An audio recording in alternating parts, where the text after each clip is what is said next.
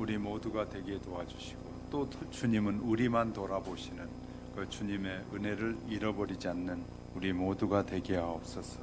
오늘도 주의 성령님께서 우리에게 들려주고 싶어 하시는 하나님의 음성이 우리에게 또렷이 들려지도록 악한 영은 틈도 타지 못하게 하시고, 오직 하나님이 기뻐하시는 일이 일어나는 이 현장이 되도록 이 예배 위에 역사해 주시고, 연약한 종도 주의 도구로만 사용되게 하옵소서. 예수님의 이름으로 기도드립니다. 아멘. 하나님은 죄를 짓고 떠나간 모든 사람들에게 회개하고 돌아올 기회를 주시는 분이다 라는 사실을 염두에 두시면 좋겠습니다. 프레임이라는 법칙이 있습니다. 프레임 법칙은 똑같은 상황인데도 어떠한 틀을 가지고 상황을 해석하느냐에 따라 사람들의 행동이 달라진다라는 법칙을 프레임 법칙이라고 합니다. 한 선생님이 매일 지각하는 학생에게 화가 나서 회초리를 들었습니다. 그래서 매일 늦을 때마다 회초리를 들던 어느 날 선생님이 이제 차를 몰고 학교를 가고 있는데 골목에서 나오는 학생이, 자기가 늘 회초리를 때리는 그 학생이 나오는데 그냥 나오는 것이 아니라 이 장애인이 타고 다니는 그 중증 환자들이 타는 그 휠체어에 나이가 많으신 분을 태운 거 보니까 자기 아버지 같았어요. 아버지를 태우고 그는 힘껏 가는 것을 선생님이 보았습니다. 그런데 그 학생이 도착하는 곳은 바로 노인들, 아픈 환자들을 돌보는 그 요양소로 들어가는 것이었습니다. 선생님은 지금까지 자기가 했던 행동을 돌아보면서 깜짝 놀라서 생각해 봤습니다. 이 아이는 아버지하고 아들하고 둘만 살고 있는데, 이 아이가 이 요양보호소에 문을 여는 시간에 딱 맞춰서 9시에 맞춰서 아버지를, 그 질병으로 인한 고통을 당하는 그 아버지를 모셔다 드리고 100m를 힘을 다해서 뛰어서 학교에 가도 늘 지각하는 것이었습니다. 그래서 선생님이 알게 되고, 선생님은 그날도 역시 이 아이가 이 지각을 해가지고 그 지각 시간에 들어왔습니다. 그때 선생님은 그 학생에게 회초리를 내밀면서 그 학생에게 내가 잘못했으니까 내 다리를 때리라고 선생님이 아이에게 회초리를 줬다고 합니다. 그리고 나서 아이와 함께 손을 붙들고 안고 서로 울었다고 해요. 이렇게 우리가 어떤 관점을 가지고 보느냐에 따라서 세상이 달라질 수 있다는 사실입니다. 전혀 상대방을 생각하지 않고, 상대방의 여건과 환경을 생각하지 않고 자기 프레임대로 모든 것을 해석하게 될 때 수많은 사람들이 상처와 아픔을 받을 수 있다는 사실을 말하고 있는 것입니다. 우리가 살아가는 이 시대는 함께 사는 세상입니다. 그러므로 우리는 함께 사는 법을 잘 배워야 합니다. 얼마나 지금 힘들 때입니까? 이런 힘들 때일수록 우리가 어떻게 함께 살아야 하는지를 잘 배우는 것은 너무 중요한 것이죠. 함께 살기 위한 법 가운데 배울 때 가장 필요한 것은 상대방이 되어보는 것입니다. 저 사람이 나에게 저럴 땐 뭔가 틀림없이 이유가 있을 거야. 저 사람의 마음은 지금 얼마나 힘들까? 내 감정 절제하지 못한 채 섣불리 판단해서 서툰 행동을 하지 말고 상대방이 나에게 왜 그러는지, 나의 잘못은 없었는지 냉정하게 되돌아보는 것이 필요할 때입니다. 오늘 본문은 하나님의 명령을 거부하고 스스로 자멸을 초래하고 있던 유다인들의 모습을 우리에게 기록하여 전해주고 있는 내용입니다. 하나님은 선지자를 통해서 분명하게 말씀하셔요. 유다에게 기회를 주고 계신다 그 말이죠. 예루살렘을 포위하고 있던 아수르 군대를 잠시 하나님이 멀리 떠나 있게 하십니다. 이것은 이스라엘이 회개하기를 바라면서 주시는, 하나님이 주시는 기회인데, 이 기회를 다른 말로 하면 하나님의 사랑이기도 한 것입니다. 그런데 우리가 세상의 문화와 관습에 빠져서 제 잘난 맛에 사는 것처럼 하나님의 백성이었던 유다인도 그렇게 살았다 그 말이죠. 잘못되면 내 탓이고 잘하면 내 탓이고 잘못하면 남의 탓이라고 하는 사람들이 얼마나 많이 있는지 모릅니다. 그래서 회개의 기회를 주셨는데도 불구하고 어차피 죽을 인생인데 내일이 없는 사람처럼 오늘이라는 시간만을 즐겁고 이 기쁘게 사는 것이면 되지 않느냐라고 하면서 실컷 먹고 마시고 살자라고 했던 것을 기록하여 우리에게 보여주고 있는 내용입니다. 오늘은 사람이 사는 동안에 누구에게나 어떤 일이든지 한두 번의 기회가 온다는 것입니다. 기회를 살린 사람이 있는가 하면 기회를 놓친 사람의 차이는 뭐냐면 성공과 실패라는 결과로 나타나게 될 것입니다. 유다 사람들은 우리에게 그 사람들을 통해서 우리에게 주시는 하나님의 음성을 들어보는 오늘 귀한 시간이 될 수 있기를 주님의 이름으로 축복합니다. 첫째는 하나님의 약속은 분명하고 명확하다는 것입니다.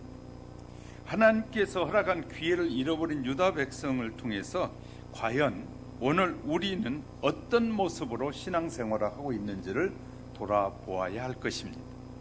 혹시 하나님이 우리를 위해서 주시는 말씀에 귀를 기울이고 있지는 않습니까? 미혹하고 현혹하고 사망에 이르게 하는 마귀와 사탄의 유혹을 분별하지 못한 채 사망과 어둠의 나락으로 떨어져 가고 있지만은 않을까요? 누가복음 15장에 나오는 집을 나간 탕자의 얘기를 읽으면서 설마 나는 아니겠지라고 하고 있지는 않습니까? 그래도 탕자는 회개할 기회를 놓치지 않고 집으로 돌아와서 회복의 은혜를 누리게 됩니다. 하지만 회개의 기회를 잃어버리고 자신의 생활이 잘못된 생활인지도 모른 채 돌아온 동생을 맞아주는 아버지를 원망했던 큰 아들처럼 남 탓만 하고 원망하고 불평만 하게 되는데 나 자신을 돌아보지 않는다면 또 우리 또한 내일이 없는 사람이 되고 말 것입니다. 이 수많은 사람들은 이 자신의 과분한 목적을 정해놓고 그 목적이 이루어지지 않으면 남의 탓을 하게 되고, 예를 들어 하나님은 우리에게 이렇게 말씀하셔요. 성경은 네가 목적하는 목적이 안 이루어질 때는 하나님 앞에 왜 내가 이렇게 하고자 하는 것이 이루어지지 않는지를 물으라고 말하는데, 수많은 사람들은 자기가 정해놓은 목표가 이루어지지 않으면 그때부터는 이제 남 탓하기 시작하는데, 성경은 우리에게 이렇게 가르쳐요. 네가 하고자 하는 일을 아무리 꿈꿔도 안 되면 뭐예요? 하나님께 물으라는 거예요. 하나님이 내게 다른 뜻이 있는지를 찾으라는 것이에요. 그런데 우리는 그렇게 찾기보다는 하기 쉬운 것이 뭐냐면 제도가 나쁘고 법이 나쁘고 저 사람이 그래서 그러고 저 사람이 그래서 내가 출세하지 못한 건 저 사람 때문이고 제도 때문이라고 남 탓을 하는 것이에요. 그런데 우리는 기억해야 돼요. 특별히 세상 사람과 다르게 하나님의 사람들에게는 하나님이 원하신 뜻이 있어요. 내가 큰 목표를 가졌는데 하나님이 원하시는 목표가 아니에요. 그러면 그것을 아무리 내가 노력을 하고 아무리 애써도 안 돼요. 뭐 해야 돼요? 그때는 하나님 앞에 물어야 돼요. 내가 나를 부르시고 나를 만드시고 나의 미래를 열어가길 원하시는 하나님 앞에 물어야 되는데, 신실하게 그분 앞에 묻지 않고 쉽게 하는 탓을 하기 쉽다고 말해요. 우리 이것이 경계해야 될 일입니다. 하나님께서는 유다에게 말씀하셨어요. 지금 너희가 선지자를 통해서 너희가 지금은 회개하고 통곡하고 너희 자신을 돌아보고 회개해야 될 때다라고 선지자가 말하는데, 그런데 어떻게 했는지를 오늘 잘 보시기 바랍니다. 본문 12절에 보면 통곡하며 어찌 보면 신앙생활에 있어서 눈물을 빼놓을 수 없는 것이란 이 생각을 하게 됩니다. 눈물은 우리의 삶에서 빼놓을 수 없는 우리와 아주 밀접한 관계를 가지고 있는 것이 눈물이에요. 왜냐하면 눈물은 곧잘 성도를 하나님 앞에로 가까이 가게 해주는 역할을 하기 때문이다. 내 뜻대로 되면 웃음이 활짝 피고 막 기쁜 일만 많겠지만 내 뜻대로 안 되면 슬프잖아요. 힘들잖아요. 그러니 눈물이 많아지는 것이에요. 그래서 어떤 의미에서 눈물은 하나님께로 가까이 나가는 것인데, 그래서 통곡해야 된다라고 말하는데, 눈물은 진실의 표현이기도 하고 회개의 증거가 되기도 한다고 시편 39편 12절에 보니까 여호와여 나의 기도를 들으시며 나의 부르짖음에 귀를 기울이소서. 내가 눈물 흘릴 때 잠잠하지 마옵소서. 나는 주와 함께 있는 나그네이며 나의 모든 조상들처럼 떠도나이다 라고 고백하는 다윗의 고백처럼 진정한 회개는 눈물을 동반하기 마련이다라고 열왕기 하하 20장 5절에서도 말하고 있습니다. 우리는 신앙생활을 용이하면서 때때로 하나님 앞에서 뜨거운 눈물을 자주 흘려야 됩니다. 바보 같은 사람은 사람 앞에서 눈물을 많이 흘리고 하나님 앞에서 눈물을 안 흘리는 거예요. 그건 참 바보 같은 인생인 것 같아요. 사람 앞에서는 가능하면 눈물을 흘릴 필요가 없죠. 그러나 하나님 앞에서 많은 눈물이 필요한 것이에요. 눈물은 죄로 오염된 우리의 영혼을 맑고 깨끗하게 만들어줍니다. 그러한 눈물이 통곡이 되었을 때 그것은 하나님 앞에서 더더욱 애절한 회개의 표현이 되기도 한다고 에스겔 30장 2절은 말해주고 있습니다. 성도들이 하나님 앞에서 흘린 눈물과 통곡은 슬픔의 표현이 아닌 축복이라고 말해주고 있습니다.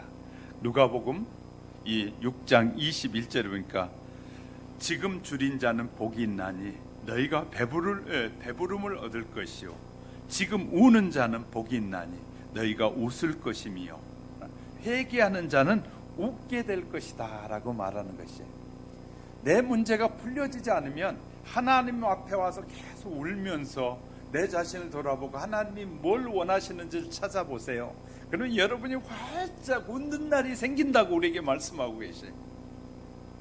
사람들 앞에 가서는 비판하고 판단하고 욕하고 개새끼 소새끼 하면서 말하면서 하나님 앞에 와서는 입을 딱 다물고 있는 사람은 어리석은 사람이에요. 자기 일이 안 풀린다고 막 그렇게 하면서 판단하면서 하나님 앞에 와서는 입 딱 다물고 있는 것은 바보 같은 인생인 것이죠.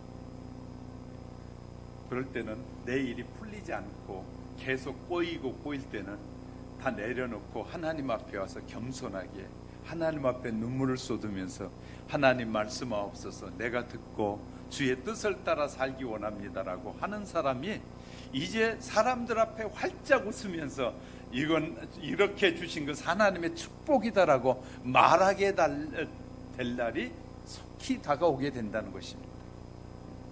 그래서 이 통곡이라는 것은 축복인데 이것을 통곡을 잘못 사용할 때가 너무나 많은 것이죠. 또 12절에 보면 애호하며, 애호란 말은 슬피 하소연한다는 뜻이거든요. 그러니까 하나님께서 너희가 눈물을 흘리며 애호하며 슬퍼하며, 무슨 뭐 때문에 슬퍼한, 내가 죄를 짓고 하나님의 뜻대로 살지 못한 것 때문에 슬퍼하기를 원하신다는 거예요.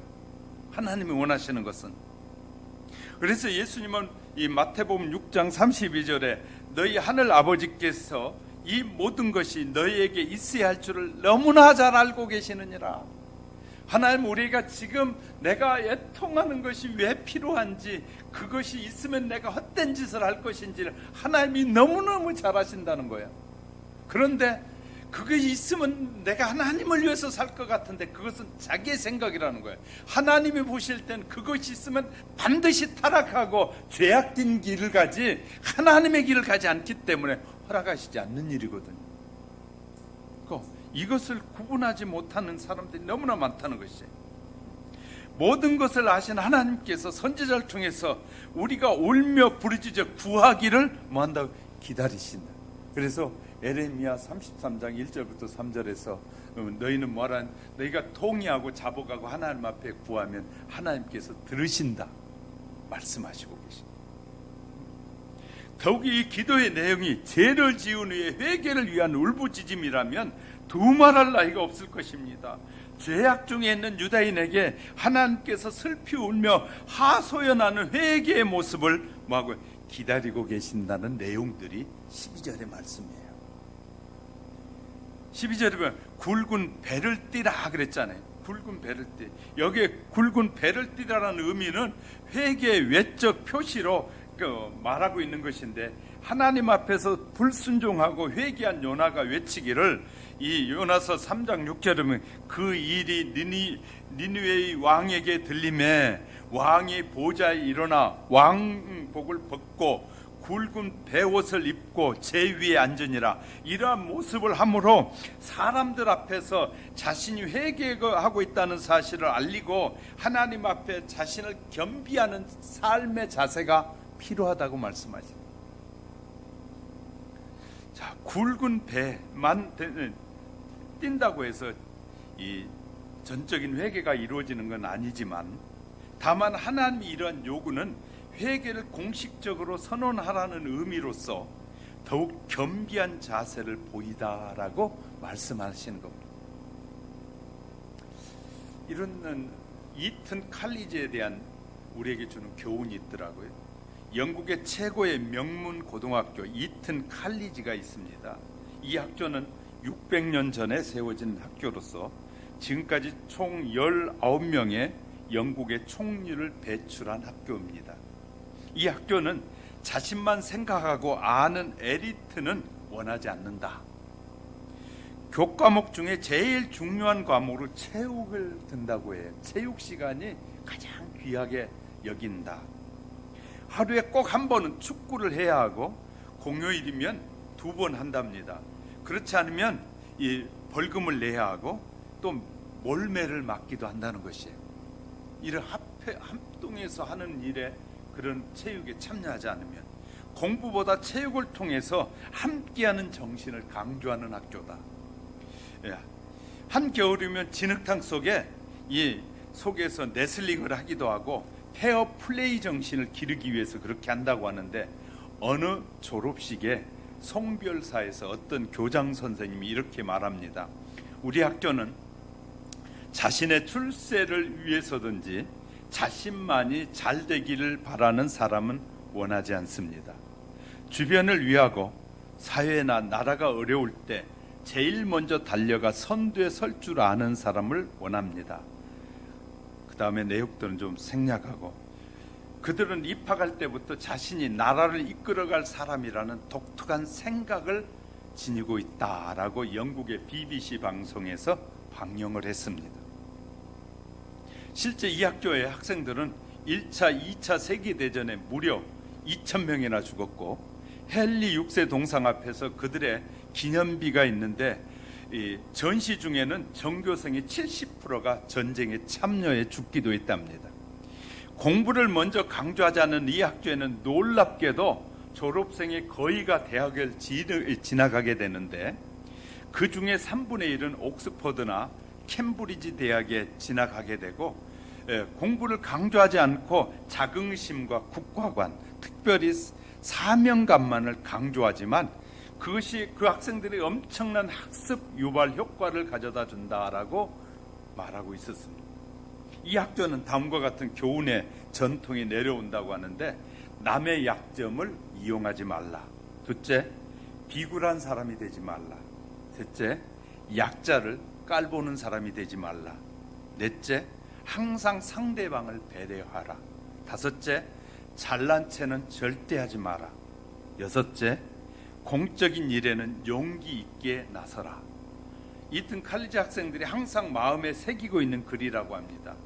약자를 위해서, 시민을 위해서, 나라를 위해서. 우리나라 교육 현실을 생각해 보면 너무너무 캄캄해요. 그냥 한쪽으로 치우친 교육을 자꾸 하려고 하고, 객관성을 잃어버린 교육을 하려는 이 나라의 정책을 볼 때마다 전체를 보는 눈이 필요하다고 늘 제가 말씀드려요. 가지만 보는 것이 아니라 숲 전체를 보는 눈과 그 다음에 가지를 함께 봐야지 큰 정책에 문제가 생겨 있으면 전부 다 틀어지는 것이에요. 그렇기 때문에 저가 보는 이 세상을 보고 세상을 이끌어가는 지도자들이 목적하는 것이 틀렸다 맞았다는 것을 전체와 이 숲과 가지를 함께 보면서 말하는 것입니다. 여러분, 우리는 모든 것을 함께 보는 객관성이 있어야지 이 객관성을 잃어버리면 늘 주관적인 삶을 갈 수밖에 없어요. 그렇기 때문에 우리가 이 올바른 의식을 갖는 것이 너무 중요한데, 이 이튼 칼리지에 대한 내용을 자료는 영국 여행 작가가 찍은 사진들로 영국 박물관에 지금 보관되어 있다고 합니다. 하나님께서 원하신 삶으로 나아가는 것이 회개다. 내 뜻대로 사는 것이 회개가 아니라 내 뜻대로 살던 삶에서 하나님이 기뻐하는 삶으로 옮겨가는 것이 회개다. 인간은 변함없이 서로를 배려하면서 살라고 하나님 말씀하시는데, 우린 개인주의와 이기주의로 변해서 오직 자신만을 위해서 사는 것이 최고라고 여기며 산다고 말이죠. 그런 저와 여러분에게 함께 하신 하나님께서 회개의 은혜를 우리 모두에게 넘치도록 부어주시기를 주님의 이름으로 축복합니다. 둘째는 백성들의 그 믿음과 태도를 살펴보게 볼 수 있는데요, 인생의 삶에서 수많은 선택을 해야 되는 것이 사실입니다. 그 순간의 선택이 10년을 좌우한다는 광고의 문구와는 우리가 기독교가 말하는 선택은 다른 것입니다. 우리들의 선택은 이 평생을 좌우하기 때문에, 우리의 인생을 좌우하기 때문에 다릅니다. 그러므로 어떤 생각을 하고 어떤 판단을 할지라도 하든지 매일매일 지혜롭게 해야 된다는 것입니다. 회개할 기회, 돌아올 수 있는 기회가 언제까지나 계속되는 것이 아니기 때문인 것이죠. 그래서 기회를 잃어버린 유다처럼, 기회를 잃어버리면 어떤 일이 일어나냐면 14절에 이 죄악은 너희가 죽기까지 용서하지 못하리라. 회개할 기회를 놓쳐버리면 다시는 하나님이 그들은 용서하지 않겠다라고 말씀하시는 말씀이 저와 여러분의 귓가에 들려지기를 주님의 이름으로 축복합니다. 13절 보세요. 기뻐하며 즐거워하여. 건강한 사람이라면 기뻐해야 할 때가 있고, 이 기뻐해야 할 때는 기뻐하고 즐거워해야 할 때는 즐거워해야 한다는 사실은 너무나 당연한 말이기도 하고 자연스러운 말이기도 합니다. 당시의 유대인들은 때를 구별하지 못하는 잘못된 환상에 빠져 있었습니다. 지금 환경들은 마땅히 울며 회개해야 할 시점이라는 것을 인식하지 못하고 있다는 것입니다. 절대자에 대한 신뢰를 저버렸고 기뻐하고 즐거워한다면서 이는 분명히 하나님에 대한 이 신뢰를 잃어버리고 기뻐하고 즐거워하는 것은 하나님에 대한 뭐냐면 이 반역과 같은 행위라고 말할 수 있는 것이에요. 그런 모습을 하나님은 격동시키는 모습이라고 욥기는 2장 3절에서 말하고 있어요. 하나님을 불편하게 하고 하나님의 마음에 심판하고 싶어하는 마음을 일으키는 것은 바로 그런 것이라는 것이죠. 회개를 요구하시는 행동으로 기쁨과 즐거움은 마땅히 하나님께 그 잘못된 것은 저주를 받을 수밖에 없는 상황으로 가고 있는 것이라는 것입니다. 13절에서 소를 죽이고 양을 잡아 금식하는 것이 회개를 위한 적극적인 표현이라고 할 수 있는데, 소를 잡고 양을 죽여 육신의 배부름을 도모하는 것이 회개를 거부하는 적극적인 표현이다. 소를 잡고 양을 잡는 이유가 뭐냐면 하나님 앞에 예배하기 위한 것인데, 소를 잡고 양을 잡는 것이 자기의 배를 채우려고 잡고 있고 있다는 거예요. 그러니까 유다 백성들이 하나님 앞에 정말 이 예물을 통해서 하나님의 영광을 받으시길 원하는 마음으로 소를 잡고 양을 잡는 것이 아니라, 이제 우리 지금 이게 시대가 지나고 내 때가 지나고 나면 아무 쓸모 없으니까 이 시간에 우리가 행복하고 즐겁게 살자, 우리 배를 불려서 행복하게 살자라는 생각으로 소를 잡고 양을 잡고 있다는 것입니다. 이거 얼마나 위험한 생각인지. 사람들이 겉으로 보기에는 예배를 잘하는 것 같은데 그 마음에는 사악한 마음이 들어있는 것이에요. 이기적인 마음, 자기밖에 모르는 마음이 가득 들어있다는 사실을 말하고 있는 것입니다. 양을 잡고 이 소를 잡는 그런 행위는 결코 용납할 수 없는 불경건한 모습이라고 말하고 있는 것입니다. 13절에 또 포도주를 마신다는 것은 방탕을 의미합니다. 그래서 바울은 에베소 교회 성도들에게 권면하기를 이 에베소서 5장 18 술 취하지 말라 이는 방탕한 것이니 오직 성령으로 충만함을 받으라. 취하는 이것이 엄연한 죄악이고 하나님께 엄격히 금하신 일이라는 것을 로마서 13장 13절도 이 고린도전서 5장 11절에서도 베드로전서 4장 3절에서 성경에서 술 취함으로 인해서 돌이킬 수 없는 죄악을 행한 사람들이 많음을 우리에게 말하고 있는데, 창세기 9장에서도 이 열왕기상 20장에서도 다니엘서 5장에서도 나옵니다. 더욱이 본문에 나타난 유대인의 이 행위는 하나님의 명령을 조롱하는 것과 조금도 다를 바가 없는 것이다. 따라서 그들에게는 그 행위에 상한 형벌이 하나님에게서 내려질 것을 신명기 21장 20절 21절에서 말씀해 주고 있습니다. 또 13절에 내일은 죽으리니 그들은 내세를 무시하고 현세만을 중시한 태도를 보이고 있는 것입니다. 이것은 향락주의요, 쾌락주의요, 엄연한 죄악입니다. 오늘날에도 이와 같이 이런 사상을 가진 사람들이 얼마나 많이 있습니까? 복음을 전하려고 하면 오늘이 중요하지 죽은 다음에 무슨 생각할 필요가 뭐가 있습니까? 라고 말하는 사람들이 많아요. 그러나 마지막 날에 그렇게 말하고 있는 모든 사람들에게 기다리고 있는 것은 정말로 안타까운 심판이 기다리고 있다는 사실을 그들은 알지 못한다 그 말이죠. 이렇게 우리의 태도가 너무너무 중요한 것입니다.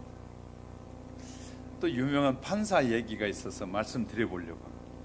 교회 앞에 술집이, 교회 잘 지어진 교회 앞에 커다란 술집이, 휘황찬란한 술집이 생겼어요. 경건한 성도들의 교회 앞에 흥청거리는 분위기로 이제 돌변해 버렸던 것이죠.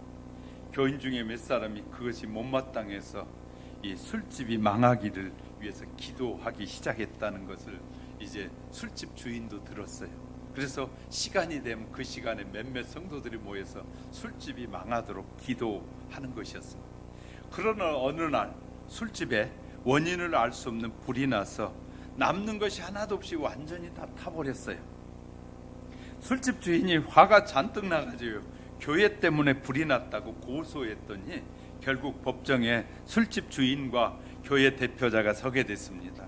술집 주인이 말합니다.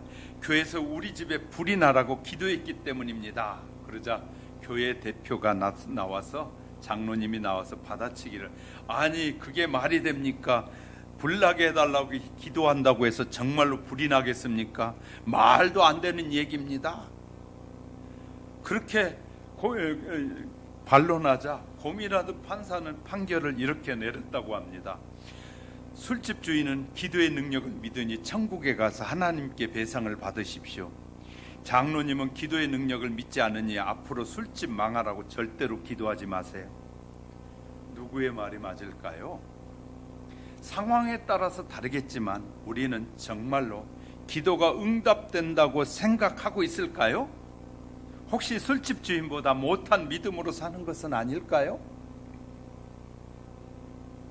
성도가 기도하지 않는 것은 기도의 능력을 전혀 모르기 때문에 기도하지 않는 것이죠. 십자가를 지시기 위해서 예수님의 마지막 사역이 기도였어요. 최고의 사역이 기도였어요. 예수님의 사역에. 그리고 마지막 기도의 마지막은 저들의 죄를 용서해 달라고 하는 것이에요. 기도하는 사람은 자신을 찌르는 원수까지도 용서하게 되는 것입니다. 성도는 기도를 통해서 거룩한 사람으로 성숙해지는 것입니다. 지금 나의 기도가 바른 방향으로 가고 있는지는 용서를 향하고 있는가 살펴보면 알 수 있습니다. 많은 못된 짓을 하는 사람을 위해서 막 기도하잖아요. 하나님이 뭐라고 말씀하잖아요. 그들을 불쌍히 여겨라. 그렇게 말씀하셔요. 저는 많은 것들을 경험하게 돼요. 기도하면서. 정말 저 때는 그냥 콱 태풍이 몰아쳐가지고 그냥 확 뒤집어져 버렸으면 좋겠다는 마음이 들 때가 있어요.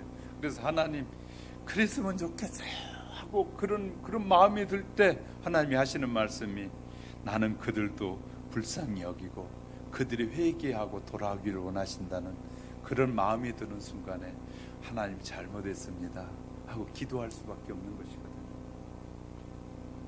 정말 여러분은 정말 믿고 원망스럽고 정말 없어져 버리면 좋겠다는 그런 사람들이 있을 때 하나님 앞에 그들을 불쌍히 여겨달라고 기도하고 계십니까? 기도는 능력입니다. 놀랍게 하나님은 그런 용서의 기도를 하게 될 때 하나님은 그들을 변화시키신 하나님이십니다. 우리가 기도는 바로 이렇게 능력이 나타난다는 것을 믿는다면 기도하지 않을 수 없잖아요. 여러분, 여러분의 기도를 하나님이 듣기를 원하시고 여러분이 기도하기를 원하시는 하나님의 마음을 우리가 안다면 우리가 긴 시간이든 짧은 시간이든 차에서든지 기도하셔야 됩니다. 저는 어느 때 운전하고 멀리 가면 차에서 운전하면서 1시간씩도 기도합니다. 하나님, 우리 교회 형편과 또 우리 성도들의 형편을 운전하면서 말합니다. 하나님, 어느 집사님 형편 아시잖아요. 하나님 도와주세요. 운전하면서도 하나님 도와주세요. 그렇게 기도가 결국은 성도들을 하나님이 지켜주시고 하나님의 교회를 온전케 해가는 능력이라고 저는 믿습니다. 기도는 누구에게도 말할 수 없는 아픔과 갈등과 또 고난도, 역경도, 실패도, 열등감도, 갖가지 질병과 죽음까지도 극복할 수 있는 영혼의 능력이 기도인 것입니다. 기도할 수 있는 사람은 삶을 포기하지 않습니다.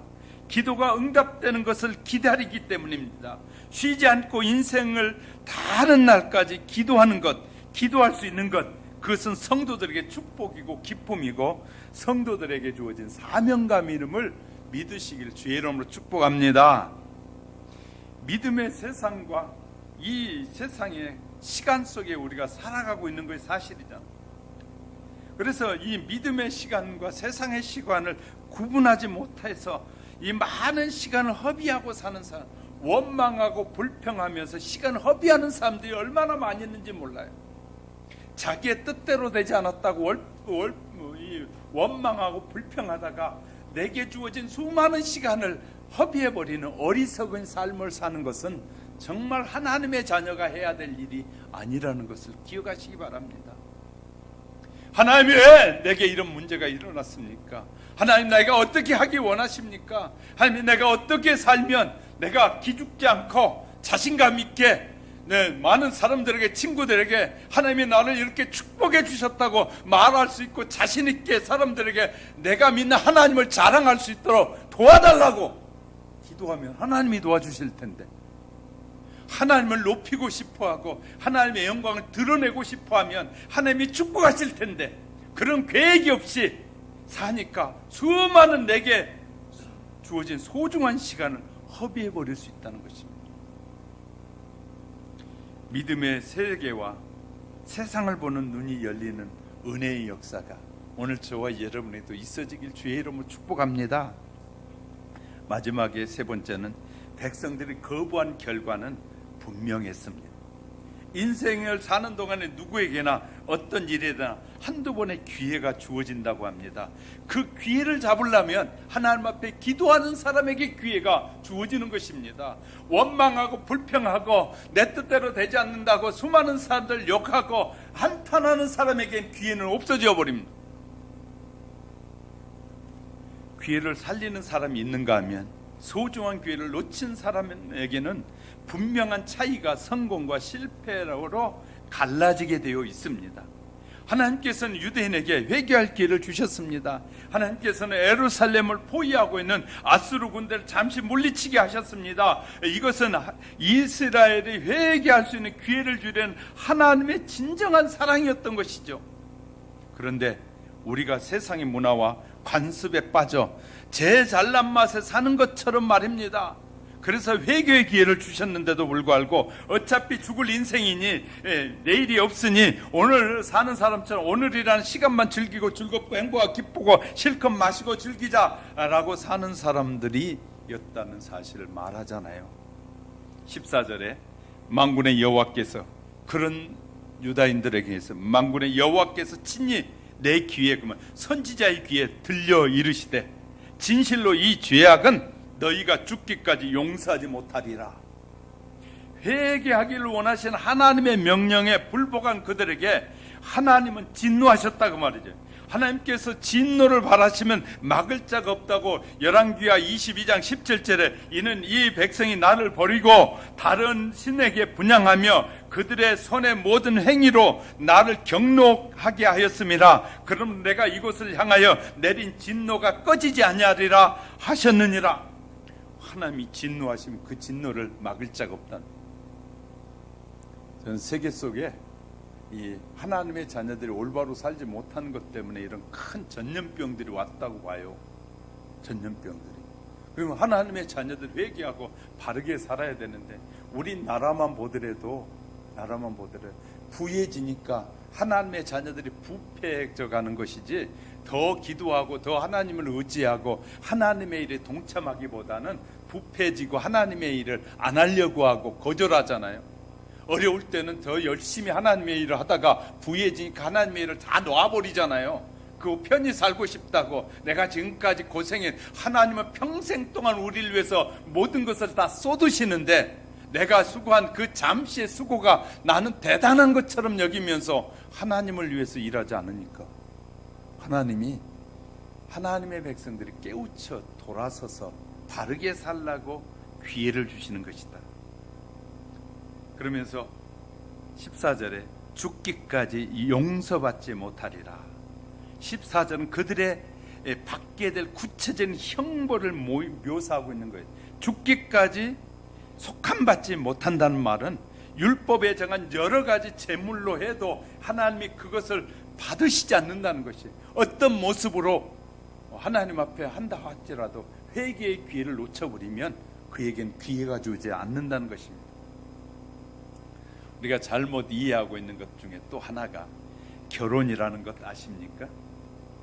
많은 사람들이 결혼이 무엇이냐 물으면 잘 대답을 못하는 분들이 많아요. 엄마를 따라 결혼식에 간 꼬마가 물었습니다. 호기심이 가득해서 엄마 결혼이 뭐예요?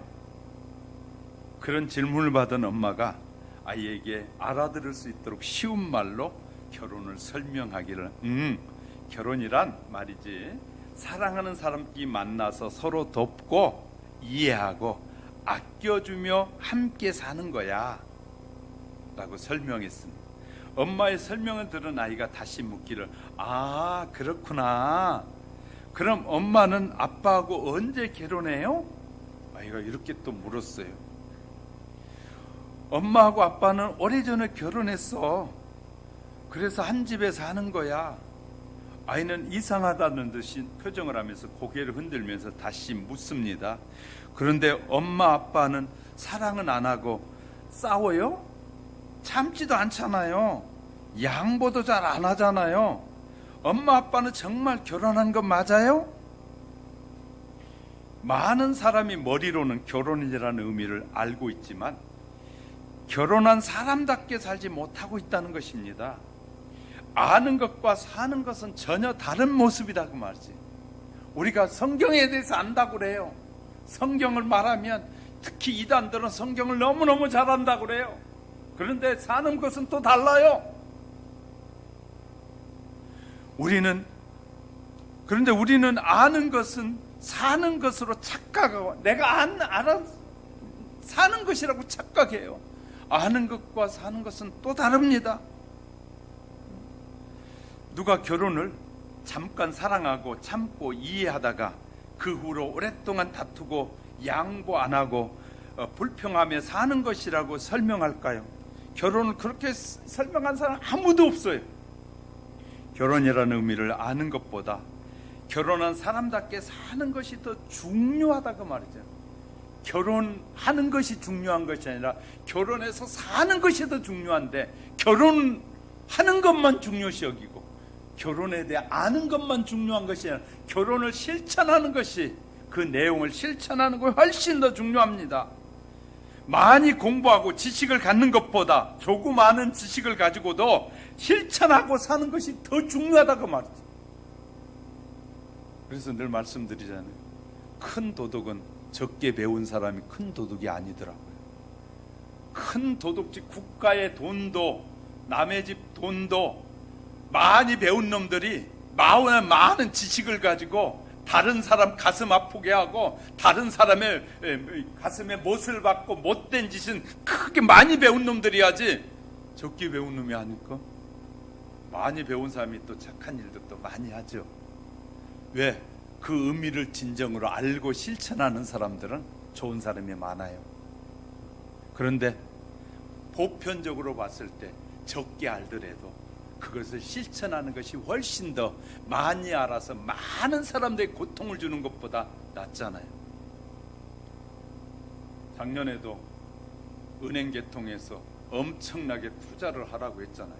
투자를 하라고 하면서 그 했던 돈들을 전부 다 은행에서 막 이 사람 저 사람이 투자하라고 잘 모르는 사람은 이렇게 괜찮다고 막 믿음을 줘가지고 했는데 엄청나게 많은 사람들에게 피해를 줬잖아요.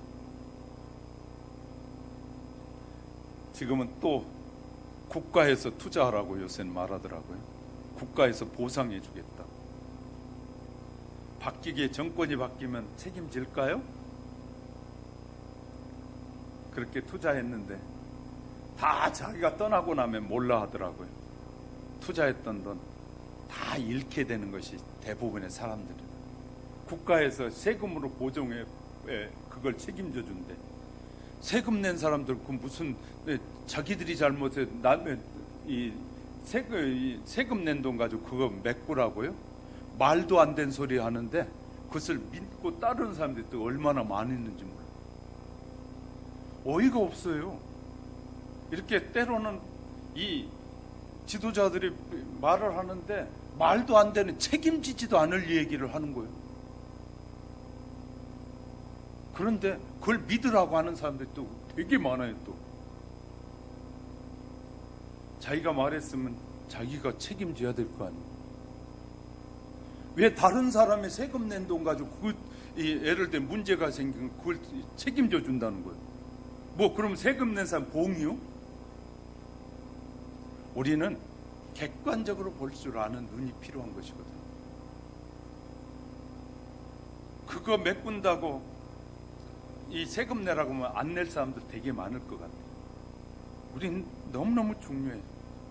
우리는 오류를 범하지 않으려면 우리가 정말 잘 알아야 됩니다.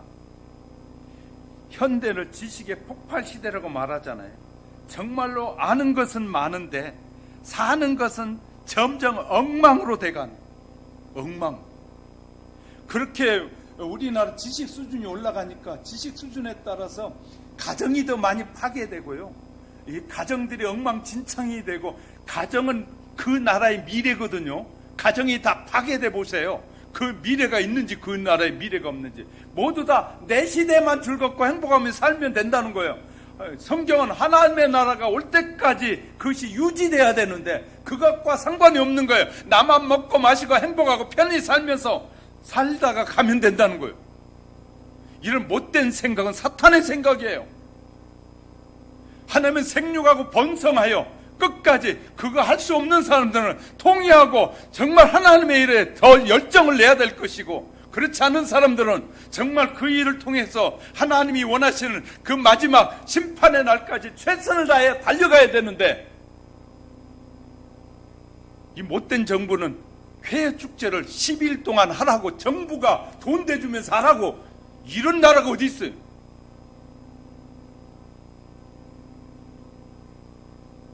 목사가 이 말을 하면 누가 할 거예요? 회 축제의 의미가 뭔데? 그리스도인들이 뭔지도 모르면서, 삶이 뭔지도 모르고, 미래가 뭔지, 하나님이 계획하신 뜻도 뭔지도 모르고, 이 땅의 사람들이 그렇게 가면 그들의 말대로 살라고요? 저가 지금 이 분내는 마음, 하나님의 마음을 가지고 분내는 거예요.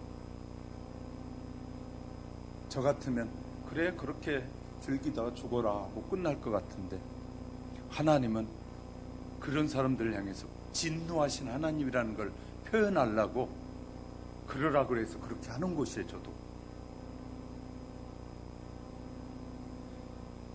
성도가 많이 아는 사람이 아니라 내가 아는 대로 그 하나님의 말씀을 따라 사는 사람. 교회가 세상을 인정받지 못하는 이유는 거룩한 지식을 따라 사는 생활에 문제가 있기 때문인 것이에요. 때로는 지식과 지혜와 지식이 사람을 유혹해서 악에 빠지게 하잖아요. 그래서요, 가끔 이런 사람들 있잖아요. 크리스찬 중에서도 문제가 생기고 돈에 막 쪼들리고 힘들어지니까 자살해버리고 해결해버리려고 그래. 성경은 자살하라고 하지 않아요. 자살로 해결해버리면, 돈 꿔준 사람은, 그 사람이 잘 되길 원해서 빌려주고 꿔준 사람은 뭐예요 그러면? 남 생각은 전혀 안 하는 거예요. 자기 생각만 하지. 얼마나 이기적인지 몰라요. 자살하는 사람들은 이기적일 수 있어요. 왜? 자기에게 빌려주고 실컷 잘 되기를 박수 쳐주고 자기 없는 돈까지 구워서 줬더니 어느 날 자기 자살해보면 나는 돈을 못 받으면 그럼 나는 어떠라는 거예요. 얼마나 이혼을 쉽게 말하는지 몰라요. 살기 싫으면 이혼을, 세상에서는 그렇게 말해요. 성경은 이혼이 하나님이 허락하신 그 내용 외에 이혼하지 말라는 거예요. 이혼을 금하고 있다는 거예요. 그런데 성도들마저도 쉽게 그만 살면 되지, 그만하면 되지, 그러면서 하나님의 자녀라고 말하는 그 입을 이렇게 지켜보게 되는 거예요. 우리는 말과 실천이 다른 삶을, 우리가 알고 있는 지식과 신앙이 다른 삶을 살 때가 너무나 많은 것이에요. 하나님 그런 것에 대해 분노하신 하나님이죠. 저와 여러분이 기억해야 될 것은, 자식을 길러본 사람들은 알죠. 자녀들이 왜 부모가 분노하는지. 왜 분노할까요? 자녀들이 생각해 보세요. 어느 때 부모가 분노하는지. 때로는 생각이 다를 수 있지만 대부분의 사실들은, 어지간 일들은 다 넘어가요. 하나님도 어지간 일들은 다 넘어가실 때가 많아요. 그리고 기다려줘요. 그런데 하나님이 분노할 때가 있고, 정말 부모도 사랑하는 자식을 위해서 분노할 때가 있는 것이에요. 우리는요, 인간의 기초인 가정이 무너지고 있음에도 불구하고 그냥 쉽게 받아들이고 수용하는 어리석음에 빠지지 않는 은혜가 임해야 돼요. 저와 여러분은 그래서 늘 마지막 때는 이런 말씀드리잖아요. 분별의 영이 있어야 되고 올바른 객관적 판단할 수 있는 능력이 있어야 된다고. 분별도 못하고 판단력도 없으면 심각한 오류를 범할 수밖에 없게 되는 것입니다. 우리 하영교회 성도 여러분, 나는 여러분을 진심으로 사랑합니다. 왜냐하면 그래서 때로는 목소리를 높여서도 표현합니다. 왜? 하나님도 그러길 원하시는 것 같으니. 그리고 저와 여러분 한 사람이라도, 저는 악한 영에 사로잡힌 자가 아니라 주님 앞에 서는 날까지 진심으로 하나님 앞에 바로 서는 자가 되길 원해서 저도 그렇게 마음을 표출할 때가 있어요. 이제 말씀을 정리해 보려고 합니다. 사랑하는 성도 여러분, 하루하루 말씀에 비추어 나를 돌아보고 경건한 삶으로 하나님의 사랑을 누려야 합니다. 그리고 하나님의 은혜 안에서 나를 돌아보고 그런 지혜가 늘 임하도록 기도하면서 우리 하나님 앞에 회개할 일은 철저하게 회개하면서 한 걸음 한 걸음 하나님 앞에 더 가까이 가는 우리 하영교회 성도 여러분이 다 되시기를 주님의 이름으로 축복합니다. 축복합니다. 기도하겠습니다. 고마우신 하나님 아버지, 은혜를 감사합니다. 회개하지 않고 이기적이고 향락적이고 개인주의적인 저들을 향해 회개하기를 원하시는 선지자의 음성을 듣고도 회개하는 자들에게는 한없는 은혜를 베푸시지만 회개하지 않는 자들은 심판하시는 하나님이심을 우리에게 분명히 보여주셨습니다. 우리가 말씀을 분명히 증거했고 들었습니다. 우리는 아는 것만큼 실천하는 자가 되고 아는 것만큼 행하는 삶이 되어지도록 성령님 역사해 주옵소서. 시대가 너무나 어두워져 가고 있사온데 어두울수록 분별력을 가질 필요가 있습니다. 어두울수록 올바른 판단을 해야 되고 또 선택해야 될 때가 많습니다. 우리의 선택이 하나님을 기쁘시게 하는 선택이 되고 우리의 회개가 하나님 앞에 돌아서는 회개가 되도록 성령님 역사해 주옵소서. 우리를 억만 죄악 가운데서 긍휼히 여기시고 축복하시는 예수님의 이름으로 기도드립니다. 아멘.